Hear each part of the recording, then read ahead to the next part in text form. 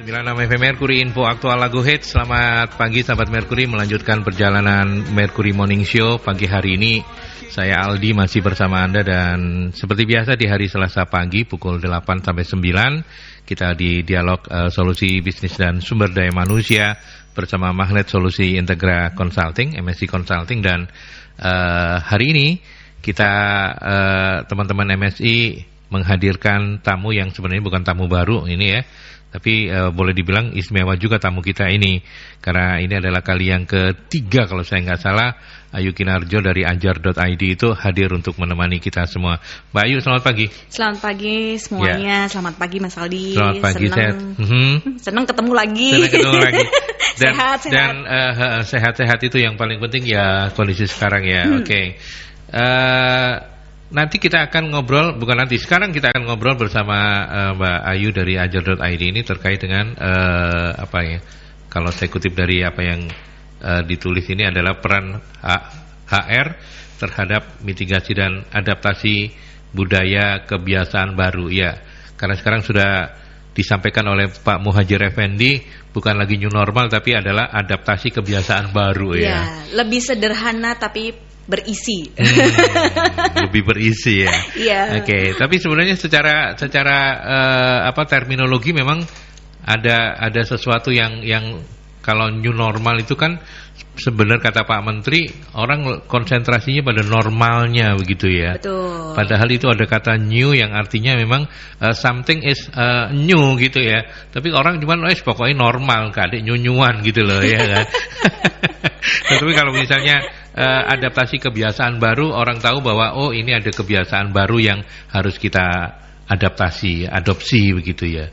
Gimana komentarnya soal frase new normal dan adaptasi kebiasaan baru ini? Sebetulnya kalau kita ngomong tentang new normal, ya itu menjadi suatu added value yang baru, gitu kan. Sebetulnya kalau kita ngomong perspektif, tapi kan tidak semua orang itu memahami dari sudut pandang new itu sendiri. Ya, betul. Contoh kalau kita pakai baju baru Lebaran, berarti kan sesuatu yang baru, anyar, gitu kan. Tapi kalau kita beradaptasi dengan kebiasaan baru, berarti ada sesuatu yang memang perlu diinternalisasi atau dijalankan sebagai perilaku kebiasaan setiap harinya. Nah, itu pasti mulai dari bagaimana kita memulai bercuci tangan sebelum kita makan. Sebetulnya itu sudah diajarkan dari masa lalu gitu kan. Tapi apakah keajekan itu terjadi? Pasti kan belum tentu. Terus kemudian dahulu kalau kita mau batuk pilek aja kita harus pakai masker gitu kan. Atau kita udahlah santai nggak ada apa-apa. Tapi dengan adanya hal yang memang sangat resiko, mau nggak mau kita beradaptasi lagi. Dengan apa sih? Ya sudah, ada masker untuk melindungi. Sampai sejauh mana sih untuk melindungi kita harus aware. Itu sih kebiasaan-kebiasaan yang sebetulnya sudah dituliskan. Kalaulah orang yang di rumah sakit sudah terbiasa melihat itu, tapi orang awam belum tentu. Nah, itu sih yang memang harus di quote on quote-nya. Karena apa? Kalau kita lihat ya Mas Aldi ya, kita ngeri ya kalau lah baca berita. Pasti COVID-19 naik terus, apalagi Surabaya zona hitam, nggak ada hitam sih, merah kelam. Terus kemudian Solo, terus kemudian Bandung yang ada klasternya dan lain sebagainya. Waduh, itu kan menjadi warning tersendiri. Nah, makanya pemerintah itu kan mendengungkan semacam ayo sosialisasi terhadap kebiasaan baru. Nah, inilah yang kita mau angkat nih pagi-pagi bincang-bincang. Kalaulah untuk HRD gimana sih, kalau perusahaan bagaimana sih gitu kan. Nah, adaptasinya seperti apa? Apakah sampai serigid itu, padahal kita kan sehat-sehat semua gitu kan. Nah, kebanyakan orang-orang itu yang di kantor nggak ada ini yang namanya COVID-19. Tapi sebetulnya ada. Cuma kan nggak kelihatan. Itu sih Mas yang menjadikan acuan. Kenapa sih mulai dari Pak Presiden kita menyerukan, kemudian Bu Risma juga menyerukan, gitu kan. Kalau saya lihat sekilas di berita, di radio dan di internet, pasti banyak hal yang sudah turun lah untuk mengantisipasi itu. Nah, kita bawa nih bagaimana sih ke organisasi. Ya, oke. Khususnya kerja ya. Oke, kita langsung saja kalau begitu ya. Kita tadi prolognya sudah sangat oke dari Mbak Ayu terkait dengan kebiasaan baru ini. Kalau kita dalam keseharian sih kita udah apal banget begitu ya. Artinya ya wes ngikutin protokol kesehatan. Betul. Gitu ya, cuci tangan, jaga jarak, hidup sehat dan lain sebagainya. Nah, ketika kemudian adaptasi kebiasaan baru ini harus ada di pundak para pengelola sumber daya manusia atau HRD ya. Nah, kemudian bagaimana mengimplementasikannya gitu. Kita harus mulai dari mana untuk mengadaptasi kebiasaan baru ini bagi teman-teman yang ada di divisi Human Resource ini, Mbak Ayu? Kalau berdasarkan pengalaman yang sudah baik itu di perusahaan retail dan juga memang manufacture, itu kebanyakan kita kan pasti lihat protokol kesehatan dulu, secara bakunya seperti apa. Karena mau nggak mau, suka nggak suka kita harus mengikuti, gitu kan. Tapi apakah peran tersebut sudah dijalankan secara baik? Nah, itu belum tentu gitu, belum tentu. Karena apa? Sampai sekarang pastinya kita nggak tahu sih rekanan kita ataupun siapa itu memang terjangkit. Karena kan kita tidak bergaul di lingkungan pekerjaan aja. Kita juga punya keluarga, kita juga punya masyarakat. Nah, pasti peranannya kita ngomongin tentang mengatur alurnya gimana, terus absennya harus bagaimana, terus pola shiftingnya seperti apa, tempat kerjanya seperti bagaimana. Itu kan ada standar-standar dan kebetulan di sini ada memang protokolernya sudah disiapkan aturan-aturannya oleh pemerintah. Tapi sebetulnya untuk standar aja kita sudah melakukannya. Di mana pertama kita mengenal tentang PSBB. Nah, PSBB kita beradaptasi, mengadakan pola shifting terhadap karyawannya.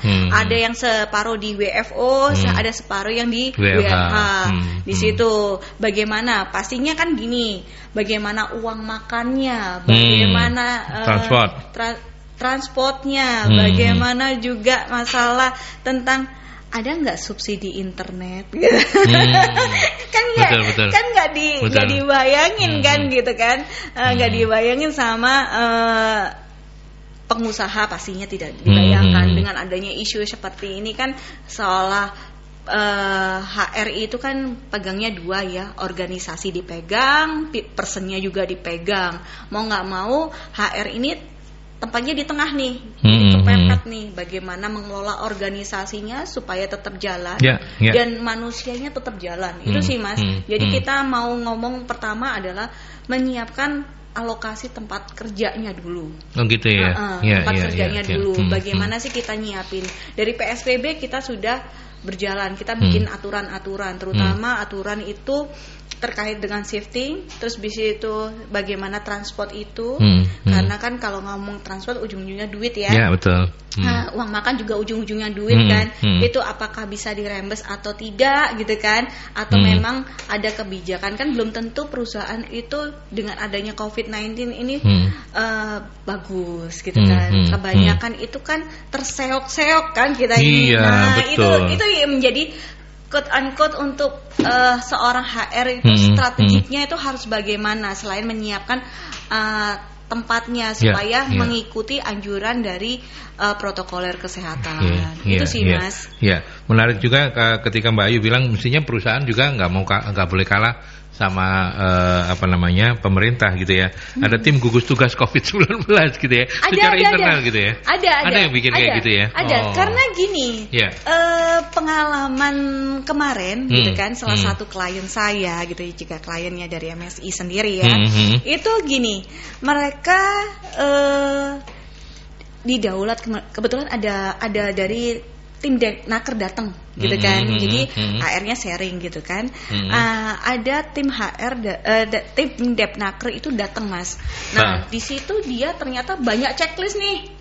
Wah, untuk apa nih Pak? Gitu kan pertanyaannya begitu sama HR-nya. Iya, kita memang diamanatkan untuk melakukan semacam tinjau lapangan. Tinjau lapangan tersebut apakah perusahaan ini patuh nggak terhadap protokoler gitu kan. Jadi mulai dari self assessment, bikin logbooknya, dan setiap orang itu punya logbook terkait dengan apa sih suhu badan, kondisinya. Jadi perannya HR ini ya wes kayak puskesmas aja sih. Iya ya. makanya nggak salah juga kalau disebut sebagai tim gugus tugas ya, COVID-19 begitu ya. Terus itu komitmennya manajemen dalam menjaga itu ada checklistnya juga. Kemudian apakah sudah tempat kerjanya sudah pakai XOXO belum gitu kan. Itu juga ditanyain sebagai checklist juga. Terus kemudian ada nggak hand sanitizer, bagaimana tentang WFO-nya berapa persen, WFH-nya berapa persen itu. Pola shiftingnya karyawan masuk pagi jam 7:30 sampai jam berapa 4 lah gitu kan. Terus jam 9 sampai begitupun kalau lah di pabrik ini sangat agak unik pastinya. Ini hanya retail loh. Retail aja seperti demikian, apalagi di pabrik dengan berapa sih shift kerjanya, gitu kan? Sih. Itu yang menariknya. Mbak Ayu, sampai di sini saya membayangkan kalau misalnya sebuah perusahaan itu karyawannya baru puluhan atau maksimal ratusan gitu masih oke gitu ya. Tapi kalau misalnya jumlahnya sampai ribuan, puluhan ribu bahkan, ya tentu pertanyaan kita adalah bagaimana kemudian penyesuaian yang efektif terkait dengan adaptasi kebiasaan baru, karena bukan tidak mungkin ya tidak sesederhana kita bayangkan begitu ya. Mungkin Mbak Ayu punya gambaran harus seperti apa misalnya? Sebetulnya kan gini, kalau saya bicara tentang retail aja ya, seorang retail pasti promotornya pergi kemana-mana ya. Nah, pasti mau nggak mau ketika pergi kemana-mana dengan adanya protokoler kesehatan kita harus menyiapkan tentang rapid test. Jadi kita kan pasti beli rapid test, gitu kan? Ya pastinya ada yang akurat sama tidak akurat. Nah, itu dia. Itu menjadi tanda tanya di kita sendiri sebagai user penggunanya. Akhirnya kita membeli sebagai user, kita membeli supaya kita nggak boros ya. Ketika ada reaktif, gitu kan? Salah satunya adalah kita rujuk ke rumah sakit dan orang tersebut kalau udah ada flu sedikit, pasti dia WFH lah, gitu kan? Sampai kita monitoring. Itu peran HR sampai segitunya. Dan kita pasti ada salah satu yang dulunya nggak pernah tanya karyawannya gimana kesehatannya dan lain sebagainya. Sekarang ini harus mau nggak mau dilihat dari logbooknya. Itu sebetulnya sudah tambahan pekerjaan dari HR. Betul. Nah, efektif nggak efektif, mau nggak mau ya itu harus dijalankan. Apakah ini efektif? Ya sementara ini cara itu yang bisa mengontrol ya. Meskipun kita kapan lalu kan kita punya edisi bagaimana sih peran leader di situ. Nah kita memang kolaborasi sama leadernya. Tapi kadang-kadang kalau salesnya udah kemana jauh gitu kan, kita kan nggak bisa ngontrol. Sekaligus apakah kita sudah menggunakan teknologi gitu kan. Itu menjadi pertanyaan dari protokoler kesehatan loh Mas kemarin tuh. Gitu ya. Teknologi seperti bagaimana ruang rapatnya di setting, sudah pakai Webex, sudah pakai Zoom, sudah pakai apa, itu ditanyakan secara detail. Saya sampai gini, saya mendengarkan sendiri gitu. Wow, ternyata detail juga ya. Pak, laporannya untuk apa? Jadi ini salah satu dari peran pemerintah untuk mengontrol. Oh, sampai segitunya ya kepeduliannya. Itu positifnya. Tapi kalau bagi perusahaan, apalagi kalau kita sebagai owner, kos juga gitu ya? Duit lagi Mas. Tapi mau nggak mau kan, gitu kan? Sebetulnya kalau kalau mau nggak mau ya kita harus punya peranan, ya sudah itu menjadi satu paket lah ya. Kita sekarang hanya BPJS, mungkin ada tambahan, dan kita tahu sendiri ya bagaimana untuk benefit terhadap karyawan itu kan juga kita berpikir lagi gitu kan. Pastinya ke depan ini perusahaan asuransi nambah biayanya. Ya betul, karena coverage-nya memang menjadi lebih ini ya. Itu efektif atau tidak? Pasti kita ngomongin tentang peran perusahaan asuransi komersial ya. Saya nggak ngecap seperti gimana, BPJS pun bisa kok, gitu kan. Asalkan kita mengikuti prosedurnya BPJS itu sendiri. Tapi kalaulah memang untuk asuransi kesehatan komersial, kita harus kerjasama. Mana sih yang memang untuk efektivitasnya sing murah mana, gitu kan? Di rumah sakit mana? Kita karena kalau lah memang retail itu kan seluruh Indonesia pastinya. Kita harus cari benar-benar provider yang memang bekerja sama. Itu sih membantu organisasi dalam mengurangi cost ya, Mas ya. Kalau kita memang rapid test karena rapid test kan rapid test 1, bis itu ada selangnya. Kalau tetap reaktif kita mau lakukan swab kan. Sekarang ini ada kendala bahwa rapid test ini kurang masif, kurang valid gitu loh. Itu kadang-kadang orang tidak ada gejala, tiba-tiba besoknya sudah positif. Itu terjadi. Itu terjadi dan makanya kenapa sih yang dulunya ogah-ogahan, kita kan beradaptasi dari PSBB sampai dengan sekarang ini, kita kan memang beradaptasi. Tapi apakah itu benar-benar peran HR atau individunya atau peran perusahaan ya? Perusahaan kalau saat ini jalan sih ya beruntung ya kita ya. Kita masih dapat gaji, beruntunglah kita gitu kan. Karena apa? Ya gitu. Kembali lagi semuanya cost, Mas. Semuanya cost ya. Oke, nanti kita lanjutkan terutama untuk Anda para para profesional di bidang SDM ini terus ikuti, karena nanti kita akan tanya juga ke Mbak Ayu apakah memang menjadi tugas baru Anda untuk memastikan bahwa semua piranti yang ada sesuai dengan protokol kesehatan itu harus Anda cek day by day begitu. Tapi nanti Mbak Ayu, saya break dulu ya. Kita ke pesan-pesan dulu, dan sahabat Merkuri silakan untuk Anda yang ingin sharing-sharing melalui line telepon boleh nanti di 0315620096 atau juga melalui WhatsApp-nya Merkuri di 0817300096.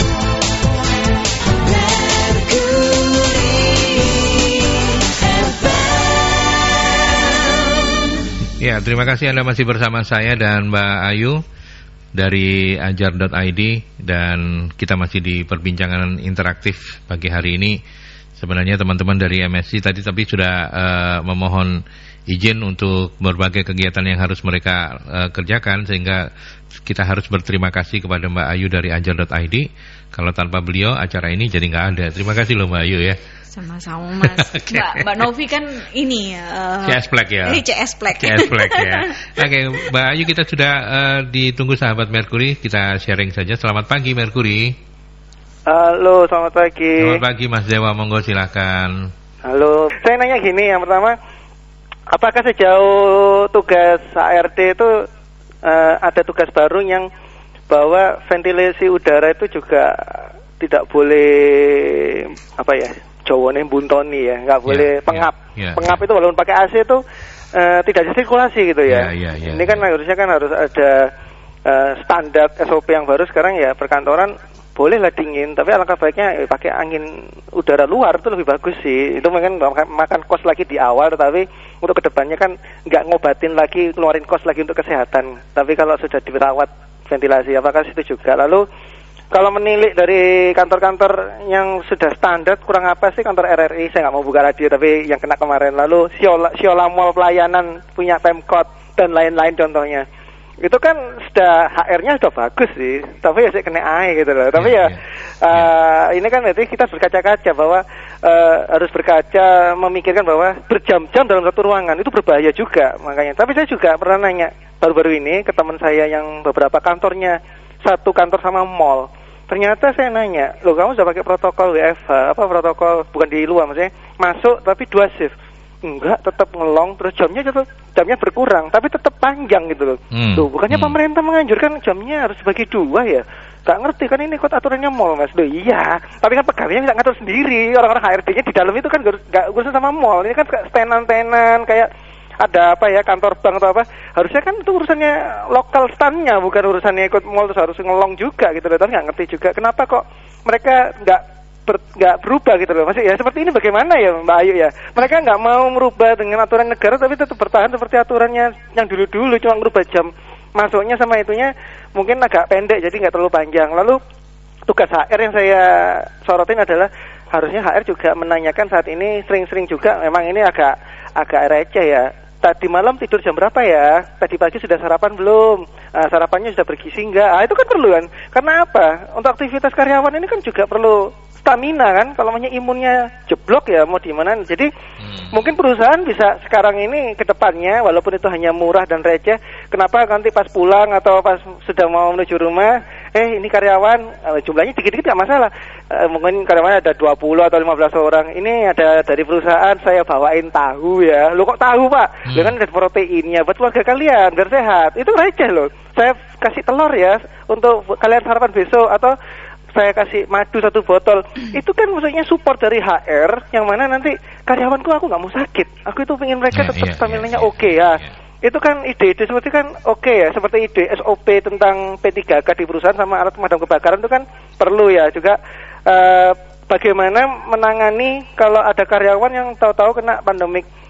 Dia ngedrop, dia jatuh, terus kita bingung, waduh ini evakuasi di ruang mana ini? Nah, ini ada disediakan ruangan khusus, yang mana ruangan itu khusus untuk ruangan, apa istilahnya, ruangan negatif atau positif ya, kalau kena pneumonia pernafasan itu. Jadi, harus ruangan khusus, sementara ditolong di situ, sampai medis datang baru dirujuk. Nah, ini kan, apakah punya perusahaan sampai sekarang harus menyediakan seperti itu? Menurut saya sih belum ada sih. Mungkin kita coba Ayu, Mas Adi, selamat pagi. Terima kasih Mas Dewa. Monggo yuk ditanggapi apa yang bisa ditanggapi dari sharingnya Mas Dewa.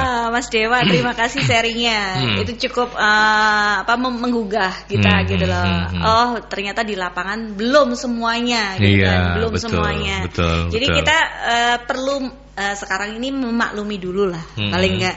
Tapi dengan pelajaran mulai dari bulan Maret kita seharusnya mulai setapak lari sprint lah paling enggak. Lari sprint untuk bagaimana beradaptasi.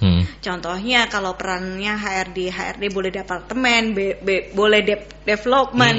Yang pasti kita pengelolaan sumber daya manusia itu kata kuncinya. Nah kemudian sejauh mana sih building ini bisa dikatakan sehat gitu kan? Kalau memang dari keilmuan dari kesehatan pasti kita harus ada ventilatornya. Tapi kan ada antisipasi lain yaitu bagaimana kita menjaga dengan desinfektan, kemudian dibersihkan AC-nya. Itu kan bisa alternatif. Pastilah kalau di gedung manapun atau di pabrik manapun pasti ada maintenance yang memang biasanya diakomodir oleh general affair. Nah, disitulah. Tapi pasti ada tambahannya, dulunya nggak pakai desinfektan, sekarang pakai desinfektan.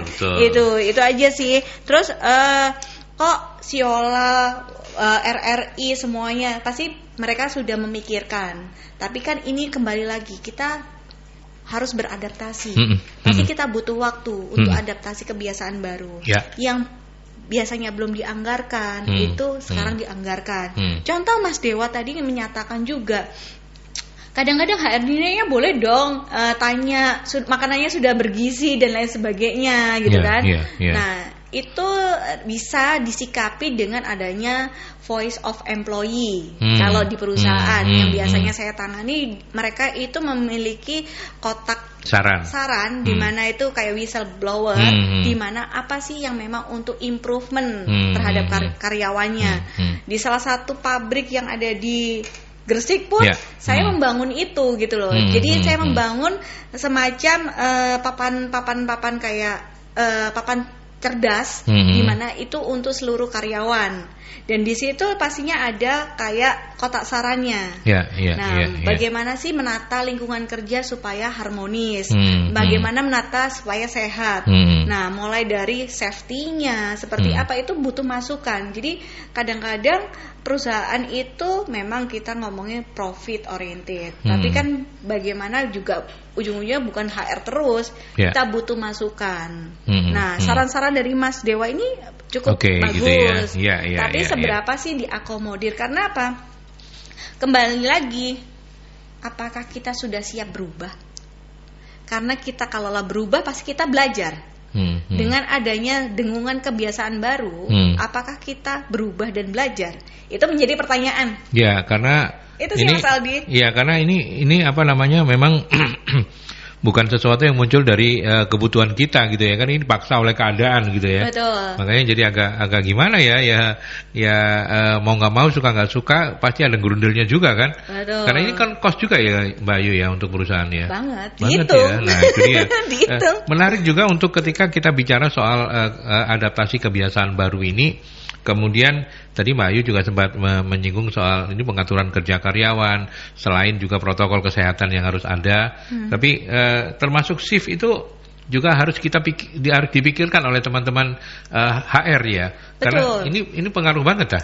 Gimana Mbak Ayu? Oh, sangat pengaruh banget. Oh gitu. Sampai kemarin itu pertanyaannya, ini ya hati-hati ya yang pegang perusahaan, HR-nya akan dikunjungi oleh Disnaker. Oke. Nah, hati-hati gitu. Karena ada di Jakarta sudah mulai karena semua checklistnya ada. Karyawannya itu berapa yang pakai kendaraan umum, berapa kendaraan pribadi, itu di checklist. Terus bagaimana tempat cuci tangannya, desinfektannya, itu semuanya sudah benar-benar dikaji. Self assessment itu berupa logbooknya, seperti yang Mas Dewa katakan tadi, tidur jam berapa, ini seperti apa, itu diperhatikan. Dan memang peran pemimpin untuk mendengungkan ini pasti ada gitu loh. Tidak melulu HR-nya. Itu sih Mas, kebiasaan-kebiasaan yang sebetulnya receh, tapi itu menjadi suatu bagian yang memang ini loh, kita harus beradaptasi. Ayo sama-sama. Yang ada sih yang Mbak Novi sharing sama saya. Aku kemarin habis dari toko, tapi tokonya ini bagus banget, dekatnya Atom situ. Mbak, kamu kok harus jalan-jalan? Aku bilang gitu kan. Iya, di situ tuh tokonya, Bu, kamu masuk, tapi harus pakai masker. Kalau nggak pakai masker, Ibu didenda. Oh, sampai segitunya. Untuk memunculkan apa? Itikat orang untuk memulai kebiasaan baru. Nah, perusahaan-perusahaan ini kan sekarang mulai bergerak sedikit-sedikit. Mulai ada tempat cuci tangan, mulai dibatasin. Terus ada fiber apa itu, Mas? Yang buat duduk itu kan. Jadi ada celahnya, ada glassesnya itu. Itu waktu saya kemarin, saya cukup kaget sih. Ini pengalaman pribadi ya. Kemarin saya ngurusin di Pengadilan Hubungan Industrial. Nah, di situ kan, Pak, saya mau ke Disnaker kota untuk ke industrial. Lockdown, Bu. Lockdown, kenapa? Ternyata PHI itu sedang menyiapkan tempat tatanan kerja baru gitu kan. Ketika saya hadir ke sana, setelah itu mereka sudah pakai fiber gitu loh. Terus kemudian sudah jaraknya XO. Wah, Pak, begini ya Pak, baru ya, makanya kita disiapkan untuk itu. Itu jadi mulai dari pemerintahan sama yang lain ini sudah mulai menginternalisasi. Butuh cost, ya pastinya. Karena apa? Ini kan butuh suatu hal yang intervensi sebagai mitigasi resiko salah satunya. Tapi kita nggak tahu ya mau apa, seperti bagaimana. Itu sih. Ya, oke. Baik, saya ke posko dulu. Yul, silakan. Ya, ini ada Mbak Intan di Sidoarjo menanyakan, kehidupan new normal yang harus kita jalani ini membuat kita harus lebih aware dengan masalah kebersihan. Padahal kebersihan ini adalah kebiasaan yang sering diabaikan saat zaman sebelum pandemi. Dan saat ini banyak perusahaan yang tidak aware terkait ini. Pertanyaannya, bagaimana cara kita sebagai karyawan mengatasi masalah ini? Apa yang harus dilakukan? Ya, oke, baik. Terima kasih Mbak Intan di Sidoarjo soal kebersihan ya. Ya harus disapu bola-balik lah ya. Ya, jadi OB-nya kalau misalnya malas ya ditegur aja. Tapi gimana Mbak? Ya silakan. Tapi saya happy loh Mas. Dua pendengar kita gitu kan sudah aware terhadap bagaimana sih kita harus pentingnya kebiasaan baru itu. Benar sih, itu benar. Sih. Jadi Mas Dewa, Mbak Intan, kita nggak usah ngomong old, sebetulnya kita itu dipaksa untuk menjaga kebersihan gitu kan. Dipaksa itu bukan berarti sesuatu hal yang buruk sebetulnya. Iya, betul. Nah, bagaimana sih kita mau belajar dan berubah? Oh, perusahaan belum menyiapkan ini semua. Sekarang gini loh, kita juga ada maklum dan juga mengingatkan, gitu kan. COVID-19 membuat bisnis seluruh dunia global, bukan Indonesia aja jatuh gitu kan. Dan kita tetap bekerja itu sudah syukur alhamdulillah gitu betul. Kan.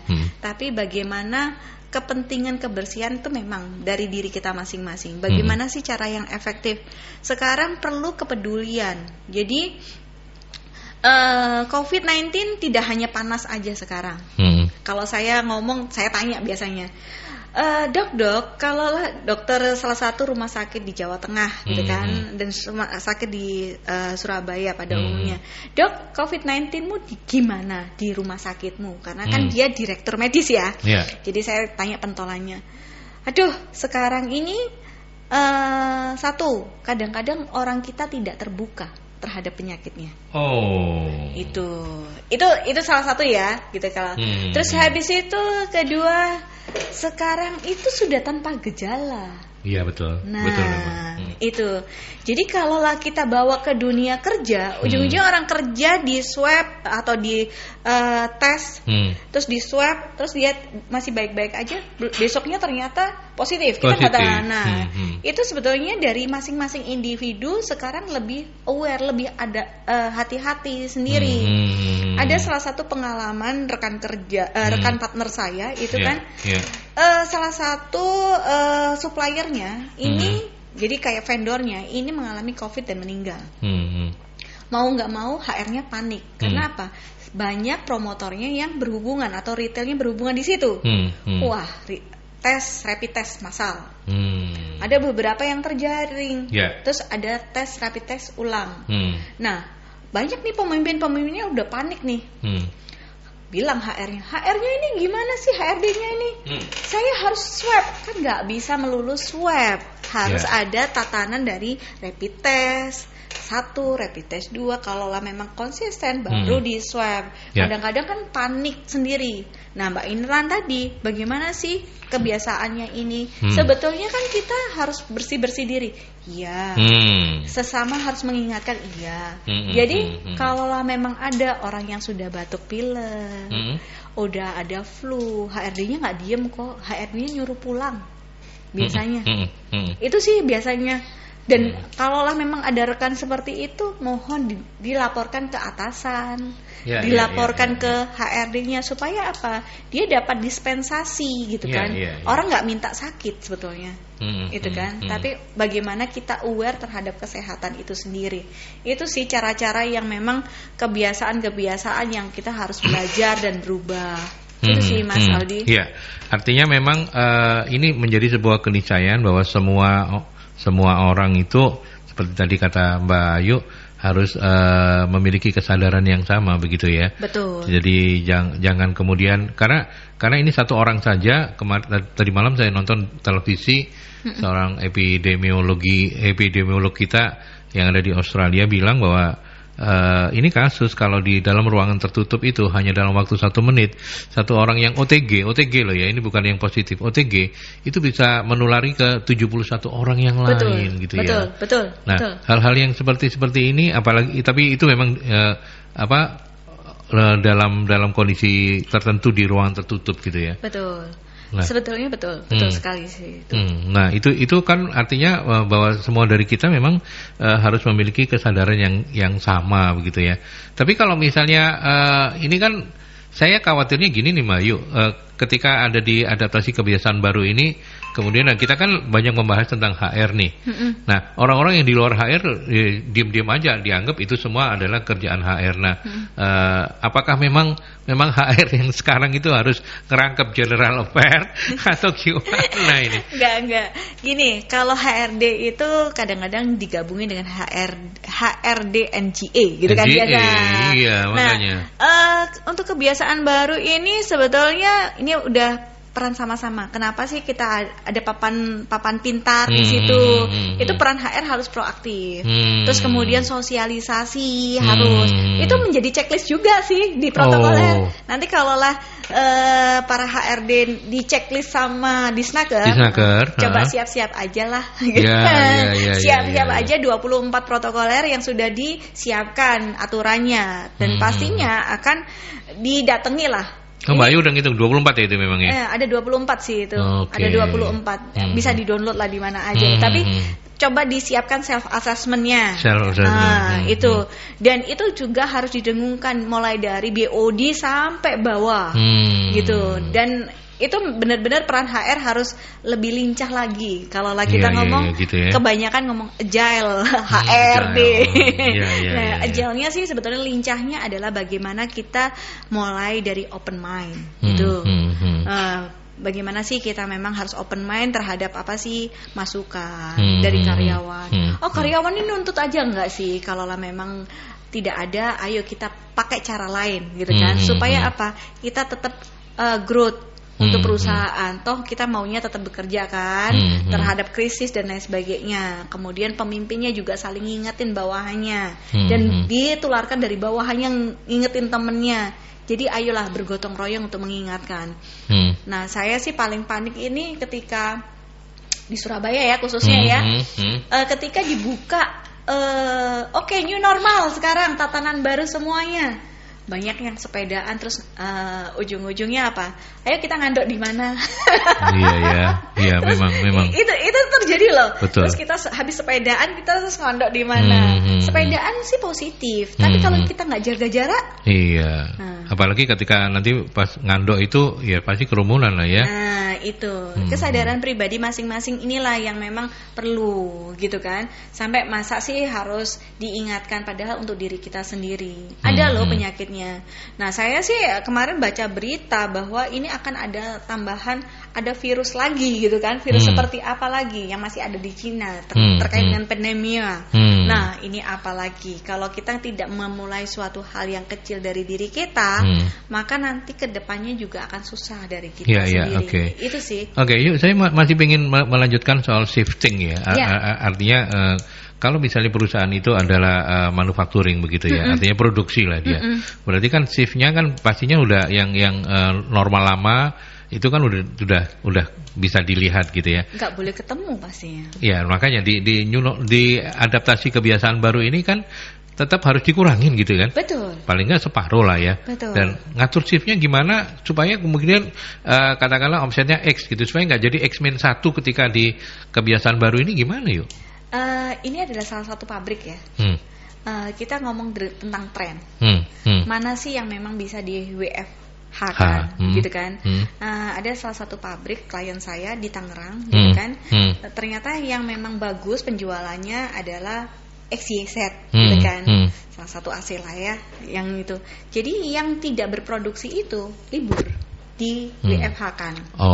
Gitu. Jadi 2 minggu masuk, 2 minggu di rumah. Jadi ganti-ganti orang gitu ya. Oke. Iya. Terus kita lihat bahan bakunya seperti bagaimana. Itu ketetapan-ketetapan. Jadi dibuat polanya seperti itu. Cost ya mau nggak mau. Tapi kita kan ada pengurangnya. Kalau memang dia kan ada pendapatan tetap sama tidak tetap ya. Nah itu sih kita memang lagi menyikapi kebijakan-kebijakan tersebut. Kan orang. Dan salah satu yang memang klien saya ini masih ngomongin tentang bonus loh. Padahal dengan seperti ini ya masih ngomongin. Tapi itu tergantung lagi bagaimana penyikapan tersebut, gitu kan. Jadi saya belajar dari teman-teman saya yang memang di HR, mereka ya mau nggak mau saya harus shifting terhadap produksi juga, gitu kan. Pokoknya jangan sampai ketemu ininya, gitu kan. Supaya apa? Memang itu costly, tapi kedepannya itu menjadi tantangan tersendiri bagaimana secara efektif karena jumlah X ini yang harus dipenuhin, kita harus pakai berapa shift. Gitu sih. Ada nasihat juga yang kalau saya salah dikoreksi, ayo. Ada nasihat juga yang harus kita mulai dengungkan dari sekarang itu bahwa ini adalah sebuah keniscayaan. Semakin ditunda-tunda semakin merugikan sebenarnya untuk perusahaan mengadaptasi kebiasaan baru ini ya. Betul. Benar kan ya? Betul. Nah, itu karena banyak sekarang kan penyakitnya kan tidak seperti yang lalu, gitu kan. Pasti ketika ada satu yang terimpact gitu kan, pasti yang lain sudah parno sendiri. Nah, rapid test nggak murah, gitu kan. Dulu Dulunya tidak ada, hanya asuransi kesehatan BPJS. Sekarang harus ada rapid test. Rapid test itu kan tidak hanya sekali, 2 kali, 1 kali, terus 2 kali baru swab ya. Nah di situ itu costly lagi. Kalau kita tidak bersama-sama peran dari atasan, makanya kenapa ada gugus COVID itu loh, Mas, yang dibentuk di setiap perusahaan. Nah salah satunya itu biasanya masuk di K3 sih kalau pabrik sih, gitu kan, ya? Di safety-nya. Tapi bukan tugasnya K3 juga, tapi peran semua pemimpin yang bersama-sama. Ayo kita sama-sama nih ada kebiasaan baru. Jangan ngomongin new normal lah, gitu kan. Kebiasaan baru yang sebetulnya sudah ada, sudah diajarkan pada waktu kita kecil. Contoh, sebelum makan, ayo kita cuci tangan, gitu kan. Tapi itu tidak diadaptasi secara terus-menerus, tidak dikuatkan secara terus-menerus. Baru ada ini aja, akhirnya di-aware-kan, gitu kan. Sebetulnya hal-hal yang diajarkan dari rumah itu dibawa ke kantor, nah gitu kan. Belum tentu juga kita kenanya dari kantor loh. Jadi ya kasihan juga sih pengusaha kalau lah ngomong lingkungan keluarganya bagaimana? Istrinya ketemu orang sayur di pasar, orang sayurnya ini terinfeksi apa tidak? Itu kan perlu kita tahu. Seperti Mas Dewa kan tadi ngomong gitu kan. Jadi saya bisa gini. Oh, jadi penyebarannya ini ya sporadis sih menurut saya.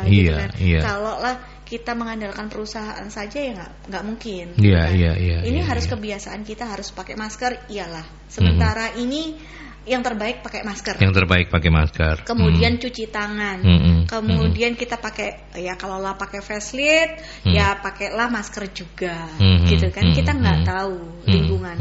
Karena WHO sendiri menyampaikan bahwa itu penularan dari udara loh. Airborne. Itu aja yang bikin saya wah. Dan peran pemerintah juga sekarang sih sudah mendengungkan kan. Mulai dari kenapa sih Surabaya banyak terrecord? Karena kan peran protokolernya sudah dijalankan dan banyak yang sudah tertes ya Mas ya, rapid test sehingga akhirnya kelihatan banyak. Tapi itu adalah salah satu pencegahan sih. Nah, kita mau telat nggak telat ya sudah terjadi. Harus gimana ya? Ayolah sama-sama. Betul. Ini ada PSBB baru lagi nggak? Kalau Jakarta katanya Anies jangan sampai saya harus menarik rem darurat ya. Nanti karena sekarang begitu transisi kan naik terus tuh Jakarta tuh. Makanya di Surabaya bagaimana ya Mas ya? Surabaya so far so good lah. Gak tahu saya. Tapi nanti kita lanjutkan lagi. Saya harus ke pesan-pesan dulu ya Mbak Ayu ya. Dan sahabat Merkuri silakan kalau masih ada di antara Anda yang ingin sharing-sharing monggo. Tapi saya harus ke beberapa pesan dulu.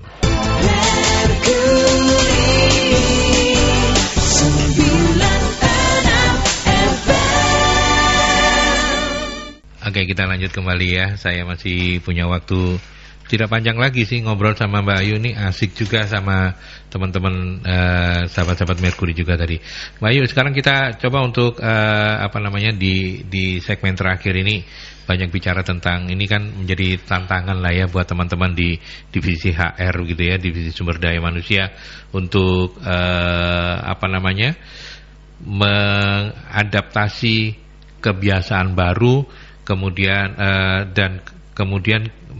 memversuskannya dengan budaya-budaya perusahaan yang ada. Tentu tidak semudah membalik telapak tangan dan artinya pasti rejection akan muncul, mungkin memang tidak dari semua karyawan tapi dari beberapa itu kan tetap akan menjadi pekerjaan begitu ya. Pengalaman Mbak Ayu sendiri sejauh ini katakanlah mulai awal-awal pandemi sampai sekarang, apakah memang keluhan-keluhan HR semacam itu atau seperti apa Mbak Ayu? Iya. Iya. Karena apa gini?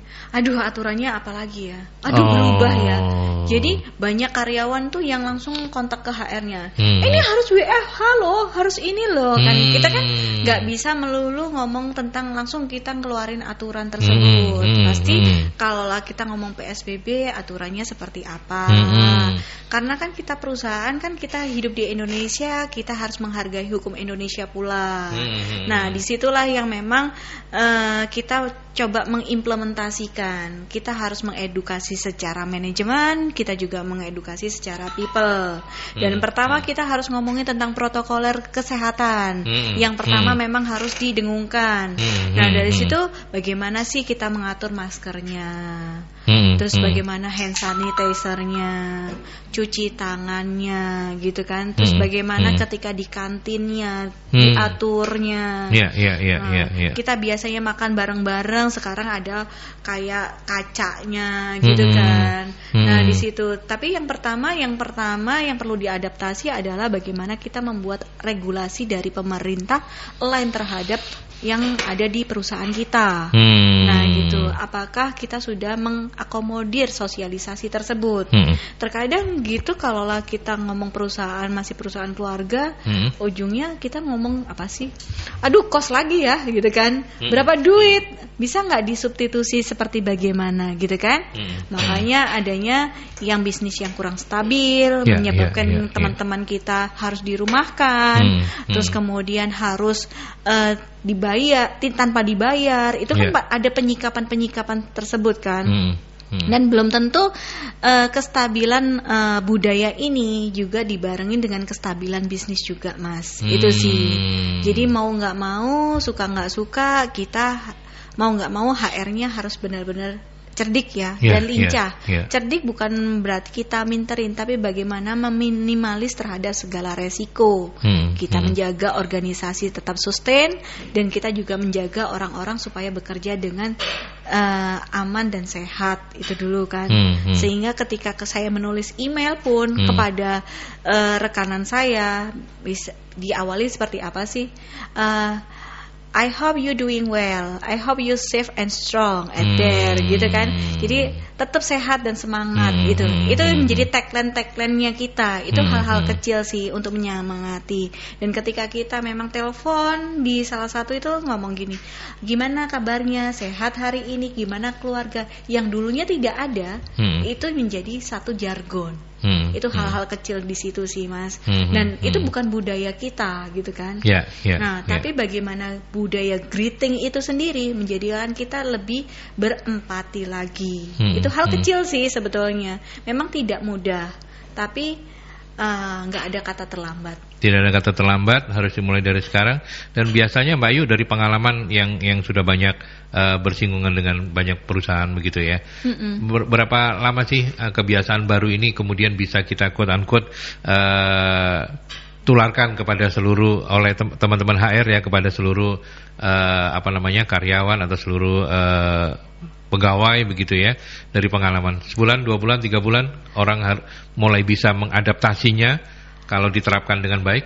Kalau diterapkan dengan baik, ini komitmen bersama dulu lah. Kita kalau ngomong sebulan, 2 bulan belum tentu, Mas. Belum tentu ya. Nah, sekarang aja contohnya lah, nggak usah di perusahaan, di rumah aja loh. Iya. Itu ada aja. Kadang-kadang kita kan orang yang bisa kerja, cuci tangan, cuci kaki, udah, tapi nggak ganti baju. Nah, baju itu kan dari mana-mana sebetulnya. Kita harus saling menjaga nih, apalagi kalau satu rumah isinya berapa keluarga, gitu kan. Kita kan sukanya mangan nggak mangan asal ngumpul. Kan? Nah, itu perlu kita jaga sih. Itu dari situ sih, Mas. Sebetulnya tidak semudah membalikan telapak tangan, tapi mau nggak mau, meskipun sudah ada dikasih protokoler, jaga jarak dan lain sebagainya, sama halnya masih aja suka ngerumpul aja. Itu masih ada di pabrik, di perusahaan juga masih. Gitu ya? Tapi ada juga yang pintar memanfaatkan. Dimana pokoknya abis ini aku WFH aja ya, Bu, gitu. Ada yang kayak gitu. Tapi ya jangan dimanfaatkan terhadap kondisi seperti ini, nggak baik gitu kan. Karena kita juga butuh berkarya, kita juga butuh mempertahankan apa sih yang memang menjadi hal yang baik. Itu sih, Mas. Ya, satu lagi Ayu, ini mungkin menjadi sangat penting, tetapi saya tidak tahu harus seperti apa. Nah, ketika pandemi ini kemudian mengakibatkan penurunan yang mulai dari sangat tajam sampai penurunan yang lumayan begitu ya dari omset, artinya perusahaan kemudian memandang perlu harus ada pengurangan karyawan misalnya. Apa yang teman-teman HR harus katakanlah mungkin dia galau, iki mesti mecat yang mana atau mesti mem-PHK yang mana. Nah, Mbak Ayu bisa kasih support apa untuk mereka yang harus mengambil keputusan ini karena itu memang perintahnya BOD kayak begitu gitu. Iya. Kemarin ada bahasan ya di grup HR bahwa talent yang baik itu akan di keep dan sampai lama. Ya belum tentu. Belum tentu juga ya? Belum tentu. Oh. Tergantung. Kalau udah nggak punya apa-apa terus mau apa, gitu kan? Jadi peran HR di sini pastinya saya akan ngomong secara objektif. Dan saya melibatkan para leader sebagai orang yang memang sebagai rater atau penilai terhadap karyawannya masing-masing. Mana sih yang memang core sama non-core? Krusial sama non krusial itu menjadi suatu pertimbangan. Jadi HR kembali lagi Mas Aldi menghitung semuanya dan kita hanya bisa memberikan ini loh wacananya seperti demikian. Dan ketika kita memang disuruh eksekusi, saya nggak mau bohong, kita juga karyawan juga, tapi kita ngomong secara objektif dan secara baiknya supaya apa? Oh ini loh keadaan perusahaan. Pastinya ada salah satu kalau kita ngomong service excellent, saya pernah belajar itu service excellent. Pertama briefingnya adalah tentang bisnis kita sampai mana. Nah dari bisnis kita sampai mana, bagaimana update-nya. Dari update-nya seperti itu, bagaimana per departemennya. Ini biasanya hotel melakukan seperti itu karena dia ngomong tentang servisnya. Tapi kalau untuk produksi belum tentu. Produksi kita sekarang sekian, reject sekian kan belum tentu. Nah budaya-budaya ini perlu diajarkan oleh HR-nya dan di situ harus disampaikan. Kadang-kadang BOD kan menutupi berapa sih untungnya kita dan lain sebagainya. Enggak, kita share aja. Kita perlunya seperti ini, perusahaan dalam kondisi seperti ini. Perlu disampaikan di situ. Jadi kalau saya suruh PHK orang gitu kan, saya ngomong, Pak objektifnya sekian, saya hitung masa kerjanya seperti apa dan kita tawarkan. Kalau kita dengar Garuda sudah menawarkan, ini sudah menawarkan, itu lebih kayak konteks-konteks yang objektif yang memang bisa kita akomodir. Kalau memang sudah enggak, ada salah satu perusahaan ya, ini di hotel Mas. Jadi karyawannya itu tetap dipanggil bekerja, tapi tidak dibayar. Ada. Tapi sangat loyalnya mereka masih mau membantu. Itu sih. Jadi kita sebetulnya kalau person by person kita lebih baik ngomong apa adanya. Gitu ya. Itu.